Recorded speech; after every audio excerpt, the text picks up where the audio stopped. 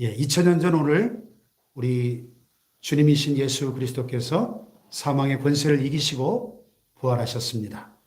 이 찬란한 아침에 부활의 생명과 축복이 성도 여러분의 마음과 생활 속에 넘치시기를 축원합니다. 여러분, 이 세상에서 가장 무서운 것이 무엇일까요? 우리 모든 인간에게 있어서 원수 중의 원수는 무엇일까요? 우리 인간의 최후의 원수는 무엇일까요? 그것은 바로 죽음입니다. 죽음. 사망의 세력입니다. 죽음이 가장 무섭습니다. 죽음이 가장 두렵습니다. 죽음이 가장 큰 나의 원수입니다. 그래서 사람들은 죽음 앞에서 절망하고 슬퍼합니다. 죽음을 두려워합니다. 다 주를 버릴지라도 나는 주님을 버리지 않겠습니다. 내가 죽을지언정 주님을 버리지 않겠습니다. 호언장담했던 베드로가 죽음이라는 두려움 때문에 예수님을 3번씩이나 모른다고 부인하고 저주까지 했던, 배신했던 것처럼 오늘도 많은 사람들이 이 죽음의 두려움 때문에 부모를 버리고 직장의 동료와 친구를 배신하기도 합니다. 죽음의 공포가 얼마나 무섭고 큰지 젊은 나이에 암에 걸려서 사형 선고를 받고 시한부 인생을 사는 분들의 찾아가서 한번 물어보세요. 또 사형을 선고받고 언제 사형이 집행될지 몰라서 불안과 초조 속에 하루하루를 살아가는 사형수들에게 물어보십시오. 감옥 안에서 제일 무서운 사람들이 사형수들이라고 하죠. 교도소를 60번이나 드나들었던 사람도 사형수 앞에서는 꼼짝을 못한다고 합니다. 서울구치소 교도대장을 지내셨던 박효진 장로님의 간증을 들어보면 사형수가 있는 감옥에서는 팔이나 목이나 바퀴벌레도 죽이면 안 된다고 합니다. 하여튼 피를 보면 안 된다는 것입니다. 왜냐하면 그 피를 봄으로써 죽음에 대한 공포를 갖게 해주기 때문에. 사형 집행을 당할 때 아무리 막가파 같은 그런 사람도 교수대에 걸려있는 밧줄을 딱 보는 순간 헉 하면서 혼이 나가면서 바지에 막 오줌을 싸고 눈동자가 다 풀려버린다는 것입니다. 사형 선고를 받은 자들뿐만 아니라 우리 모두 죽음을 두려워합니다. 정말 죽음은 가공할 만한 위력을 가지고 있습니다. 처음 사는 아담과 하와가 타락한 이래로 지금까지 이 죽음 앞에 무릎을 꿇지 않은 사람은 한 사람도 없었습니다. 중국의 진시황, 늙지도 않고 죽지도 않고 영생불사하겠노라고 삼신산 불로초를 구하기 위해서 동남 동료 수천 명을 동방에 보냈던, 그래서 우리나라에 제주도까지 왔다 갔다 그러죠. 천지연 폭포에 그 흔적이 남아있다고 합니다. 또 내 사전에 불가능은 없다 큰 소리 쳤던 영웅호걸 나폴레옹도 죽었습니다. 알렉산더 대왕 30살의 젊은 나이에 세계를 정복하고 더 이상 정복할 땅이 없음을 알고 울었다고 하는 알렉산더 대왕도 죽었습니다. 이 시간 차이는 있을지 몰라도 모든 인간은 언젠가는 반드시 죽습니다. 돈이 많은 부자도 죽는 것을 보면 사망이 돈을 이깁니다. 권세 높은 사람도 죽는 것을 보면 사망이 권세도 이깁니다. 노벨상을 받은 과학자도 의사도 죽는 것을 보면 사망이 과학도 이깁니다. 석가도 죽고 공자도 죽고 마호메도 죽었습니다. 부자도 가난한 사람도 남자도 여자도 노인도 아이도 남녀노소 빈부귀천을 막론하고 죽음 앞에서는 다 굴복했습니다. 죽음처럼 이 세상에 평등한 게 없어요. 자, 그렇다면 여러분, 왜 죽음이 우리에게 왔을까요? 바로 죄 때문입니다. 로마서 6장 23절에 보면 죄의 삭은 사망이다. 짧지만 분명하게 선언합니다. 하나님께서 인류를 대표하는 첫사람 아담에게 내가 이 선악을 알게 하는 나무의 열매를 먹지 말라. 먹으면 먹는 날에는 반드시 죽으리라 말씀하셨습니다. 그런데 아담과 하와가 불순종하여 그 선악과를 따먹고 말았습니다. 그래서 그 죄값으로 죽음이 우리 인간 세상에 들어왔습니다. 만일 죄로 말미암아 우리 인간 세상에 죽음이 들어오지 않았다면 우리는 결코 죽음을 두려워하지 않았을 것입니다. 만약에 하나님이 애시당초 우리 인생을 이렇게 몇십 년만 살다가 죽을 존재로 지으셨다면 죽음은 너무나 자연스러운 것이고 당연한 것인데 왜 우리 인간이 죽음 앞에서 그렇게 슬퍼하고 통곡하며 두려워하겠습니까?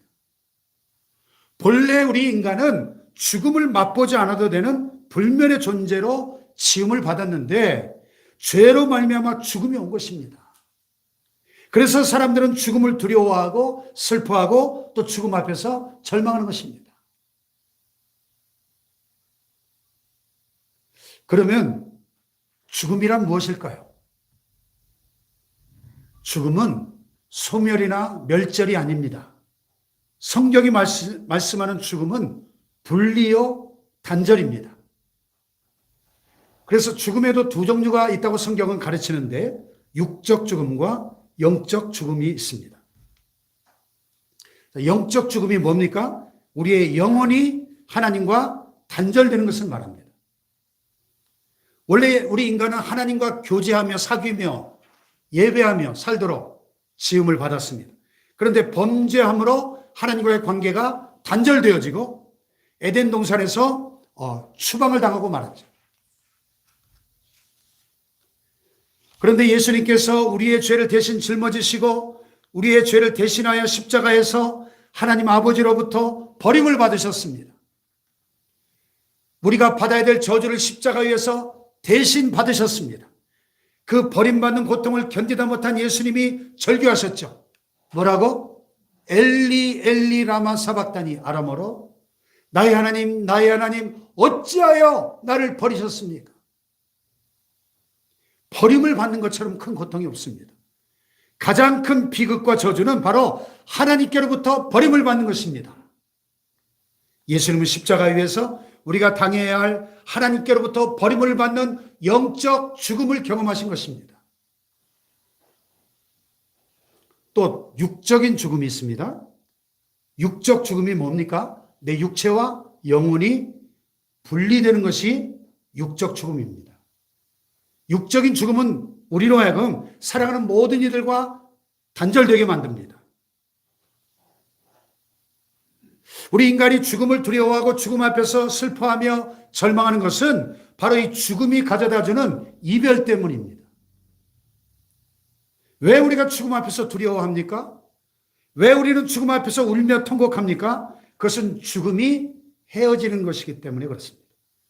죽음은 소멸이나 멸절이 아니라 죽음은 분리요 단절되는 것입니다. 그래서 우리는 죽음을 통해 사랑하는 사람과 헤어져야 합니다. 나를 낳아주신 부모님과 사랑하는 자녀와 아내와 남편과 친구들과 이웃들, 직장의 동료들과 내 손때가 묻은 책들, 정든 집과 나를 낳아준 고향과 언젠가는 헤어져야 합니다. 언젠가는 떠나야 합니다.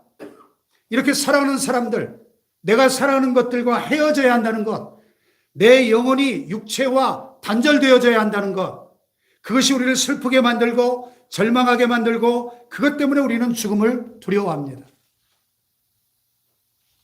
그런데 여러분, 정말 놀라운 일이 생겼습니다.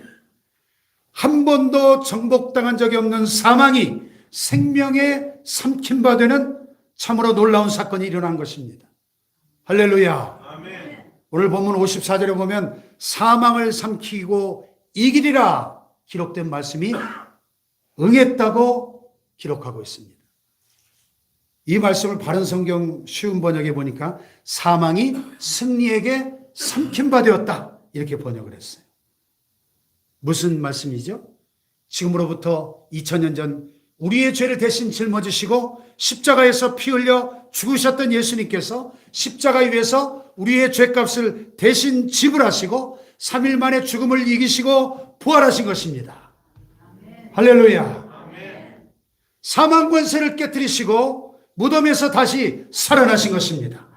뿐만 아니라 그 부활하신 주님을 믿는 자들에게 죽음을 이기시고 부활하신 주님의 새 생명을 주셨습니다. 할렐루야. 빛이 임하면 어둠이 물러가는 것처럼 생명이 임함으로 죽음이 생명에 삼켜진 바 된 것입니다. 그러므로 예수님 부활의 생명을 가진 사람은 누구든지 바울처럼 이렇게 외칠 수 있는 겁니다. 자, 같이 한번 읽어볼까요? 시작. 사망아 너의 승리가 어디 있느냐? 사망아 내가 쏘는 것이 어디 있느냐? 사망이 쏘는 것은 죄요, 죄의 권능은 율법이라. 아멘. 여러분도 사도 바울처럼 나의 가장 큰 원수, 나의 최후의 원수인 사망을 향하여 이렇게 외칠 수 있겠습니까? 여러분에게 엄습해오는 죽음을 향해 이렇게 외칠 수 있겠습니까? 죽음아, 너는 지금까지 죄를 통하여 나를 지배하고 율법으로 인하여 나의 죄를 드러냈지만, 그러나 이제 주님께서 십자가에서 나의 죄값을 대신 지불하셨으니 너는 나를 이길 수 없다. 너는 나를 정죄할 수 없다. 죽음아, 네가 아무리 강할지라도 부활의 생명을 가진 나를 정복할 수 없다. 할렐루야. 아멘. 사랑하는 성도 여러분, 생명은 죽음보다 강합니다. 아멘. 그러므로 죽음이 생명을 이길 수 없습니다. 아멘. 생명은 반드시 사망을 이기는 것입니다. 아멘. 예수님은 생명의 원천이 되십니다. 아멘. 이 땅의 모든 생명이 생명의 원천 되시는 주님께로부터 왔습니다. 아멘. 여러분, 그래서 요한복음에 뭐라 그랬습니까? 만물이 그로 말미암아 지은 바 되었으니 지은 것이 하나도 그가 없이는 된 것이 없느니라. 그 안에 생명이 있었으니 이 생명은 사람들의 빛이라. 아멘. 할렐루야. 아멘. 또 요한복음 14장 6절에 내가 곧 길이요 진리요 생명이라고 말씀하십니다. 아멘. 할렐루야. 아멘. 또 요한복음 11장에 나는 부활이요 생명이니 나를 믿는 자는 죽어도 살겠고 살아서 나를 믿는 자는 영원히 죽지 아니하리니 이것을 내가 믿느냐 그랬습니다. 할렐루야. 아멘. 죽었다가 다시 사신 예수님을 믿는 사람은 죽어도 다시 산다는 것입니다. 아멘. 영원히 죽지 않는다는 것입니다. 아멘. 그 놀라운 부활의 순간을 오늘 본문 51절로 53절에서 이렇게 묘사하죠. 보라 내가 너희에게 비밀을 말하노니 우리가 다 잠잘 것이 아니요 마지막 나팔에 순식간에 호련히 다 변화되리니 나팔 소리가 나매 죽은 자들이 썩지 아니할 것으로 다시 살아나고 우리도 변화되리라. 이 썩을 것이 반드시 썩지 아니할 것을 입겠고 이 죽을 것이 죽지 아니함을 입으리로다. 할렐루야. 아멘. 이제 머지않은 장래에 우리 주님이 다시 재림하실 텐데 주님이 공중에 재림하시는 그날 만약에 우리가 아직도 살아있다면 우리는 마지막 나팔에 순식간에 호련히 변화되어서 부활하신 예수님의 그 부활체와 같이 영광스러운 몸으로 썩지 않을 몸으로 늙지 않은 몸으로 죽지 않을 몸으로 강건한 몸으로 변화되어서 영광스럽게 변화되어서 주님을 맞이하게 될 줄로 믿습니다. 아멘. 할렐루야. 아멘. 사랑하는 여러분, 예수를 믿는다는 것은 이렇게 엄청난 것입니다. 단지 도덕적이고 윤리적인 사람이 되는 그 정도가 아닙니다. 그저 인간 수양에서 더 좋은 사람이 되는 정도가 아니고 죄와 사망의 법에서 해방되는 것입니다. 아멘. 부활의 소망과 확신이 있기 때문에 죽음을 두려워하지 않고 오히려 사망 권세를 향하여 호령하며 사는 것이 예수 믿고 사는 것입니다. 아멘. 할렐루야. 아멘. 예수님이 십자가에서 우리 대신 저주를 받으시고 하나님 아버지께로부터 버림을 받으심으로 나의 영적인 죽음의 문제, 하나님과 단절되었던 이 문제를 해결하여 주셨습니다. 아멘. 그리고 예수님이 십자가에 못 박혀 죽으시고 무덤에 장사 지낸 바 되셨다가 사흘 만에 다시 육체로 부활하심으로 우리의 육적인 죽음의 문제까지도 해결해 주신 줄 믿습니다. 아멘. 그러므로 예수를 믿는 사람은 죄와 죽음의 법에서 해방된 사람인 것입니다. 아멘. 할렐루야. 아멘. 그래서 이화여대 총장을 지내셨던 한국 여성해방운동의 선구자 김한란 박사님이 세상을 떠나면서 이런 유언을 남기고 세상을 떠나셨다고 합니다. 내가 죽은 후에 슬픈 장례식을 하지 말고 기쁜 천국 환송 예배를 드려주세요. 이런 유언을 남겼다고 합니다. 그래서 우리 믿는 사람들은 발인 예배라고 하지 않고 장례식 때 뭐라 그러죠? 천국 환송 예배라고 그렇게 우리가 부르죠. 자, 진정한 승리는 죄와 죽음을 이기는 것입니다. 한번 같이 해볼까요? 진정한 승리는 죄와 죽음을 이기는 것이다. 죄와 죽음을 이기는 것이다. 할렐루야. 아멘. 오늘 본문 57절에 뭐라 그랬어요? 우리 주 예수 그리스도로 말미암아 우리에게 승리를 주시는 하나님께 감사한다 그랬어요. 할렐루야. 아멘. 이 세상에 승리의 종류가 참 많죠. 각종 스포츠와 운동 경기에서 이기고, 어제 손흥민 선수가 프리미어리그 역사상 아시아 선수 최초로 100호 골을 넣었더라고요. 2대1로 토트넘 승리에 선제골을 넣었는데 참 이 승리의 기쁨이 크죠.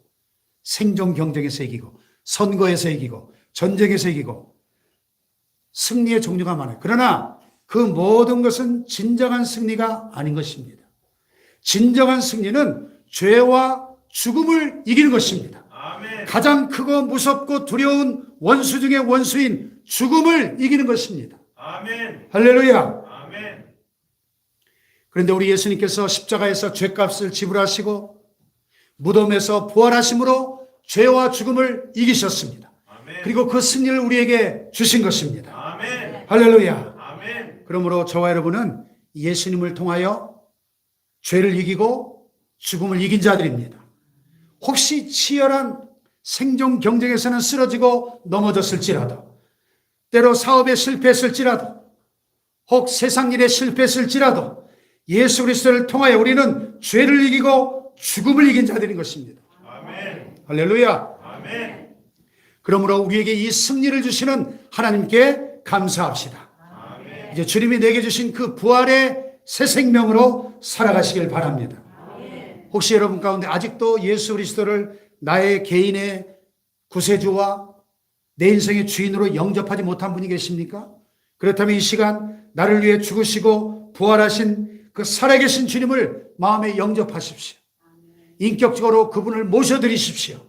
예수 부활의 새 생명이 여러분의 삶의 승리의 삶을 가져다 주실 것입니다. 할렐루야. 결론적으로 그러면 부활의 신앙을 가지고 살아가는 성도의 삶이 구체적으로 어떠해야 되겠습니까? 부활의 신앙을 가진 우리가 그저 우리끼리만 이 부활의 환희와 기쁨 속에 안주해버리면 결코 안 되는 것입니다. 문제는 이 부활의 신앙을 우리가 어떻게 삶 속에 적용하느냐, 이게 중요한 것이죠. 여러분, 부활의 신앙을 가지고 오늘을 살아가는 우리 그리스도인들 향한 주님의 뜻이 과연 무엇이겠습니까? 그것은 한마디로 말해서 오늘 우리 그리스도인들은 부활의 신앙을 가질 뿐만 아니라 이 부활을 증거하는 증인의 사명을 감당해야 할 줄로 믿습니다. 아멘. 부활의 증인. 다 같이 부활의 증인. 부활의 증인. 부활의 증인. 부활의 증인. 그래서 예수님께서 부활하신 후에 40일 동안 이 땅에 더 계시면서 제자들과 함께 계시면서 자신의 친히 사심을 나타내시고 하나님 나라의 일들을 말씀하시다가 승천하시기 직전에 제자들에게 남기신 마지막 말씀, 지상명령이라고 그러죠. 마태복음 28장에 뭐라 그러셨죠? 다 같이 시작. 그러므로 너희는 가서 모든 민족으로 제자를 삼아 아버지와 아들과 성령의 이름으로 세례를 주고 내가 너에게 분부한 모든 것을 가르쳐 지키게 하라. 볼지어다 내가 세상 끝날까지 너희와 항상 함께 있으리라 하시니라. 아멘. 아멘. 한마디로 부활하신 주님께서 제자들에게 부활의 증인이 되라 이렇게 말씀하신 거예요. 부활의 증인. 세상 모든 민족을 제자로 삼아서 내가 너에게 분부한 모든 것을 가르쳐 지키게 하고 부활의 증인으로 살라 하는 것입니다. 할렐루야. 아멘. 이 명령의 기초에서 초대교회 사도들과 성도들은 담대하게 예수 그리스도의 십자가의 고난과 죽음과 부활을 외쳤던 것입니다. 아멘. 여러분 지금 이 부활의 신앙을 소유하셨습니까? 그렇다면 우리는 모두 다 부활의 증인들인 것입니다.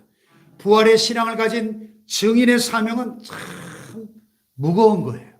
초대교회 사도들과 성도들이 이 부활 신앙 때문에 이 부활 신앙을 담대하게 죽음을 두려워하지 않고 아주 목을 내어놓고 예수의 죽음과 부활을 외쳤던 것처럼 오늘을 살아가는 저와 여러분도 이 부활의 신앙을 가지고 아직 이 복음을 알지 못하고 죽어가는 우리의 사랑하는 이웃과 세계와 모든 민족과 열방을 향하여 예수 그리스도의 부활을 선포하는 증인의 사명을 감당해야 될 줄로 믿습니다.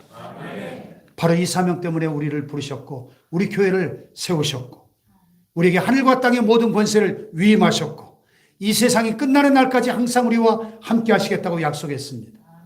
할렐루야.